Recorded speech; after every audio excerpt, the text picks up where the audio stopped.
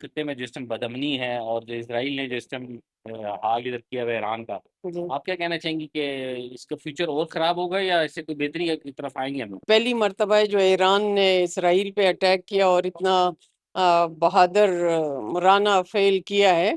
تو اس میں میں پہلے سے ہی کہتی رہی ہوں کہ امت مسلمہ کو یکجا ہونا چاہیے، باہمی اتفاق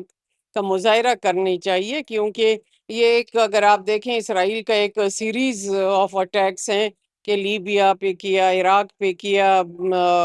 شام پہ کیا، اور ابھی ایران تک پہنچ آئی ہے۔ تو جب تک ہم تمام مسلمان متحد نہیں ہوں گے تو مجھے لگتا ہے ان کو یہ سبق سکھانا، جو ابھی ایران نے سبق سکھایا ہے، وہ بہت بہتر ہے۔ نہیں، انشاءاللہ ایران کے بعد کسی کی اگلی باری نہیں ہوگی،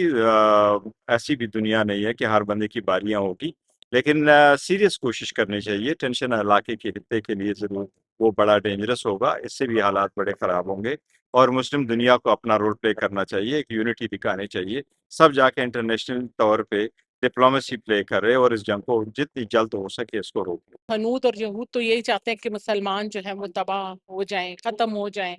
ہاں، لیکن انشاءاللہ تعالی مسلمان جب یکجا ہو جائیں گے تو یہ ان کو منہ توڑ جواب دیں گے، جیسے ہم نے ہنود کو جواب دیا، اب انشاءاللہ یہود کو بھی جواب ملے گا۔